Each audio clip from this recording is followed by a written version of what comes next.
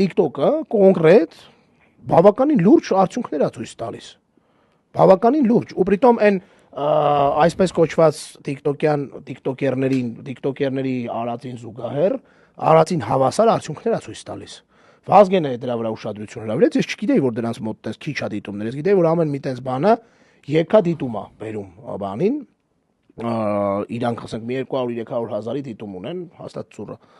Ու բանը, ու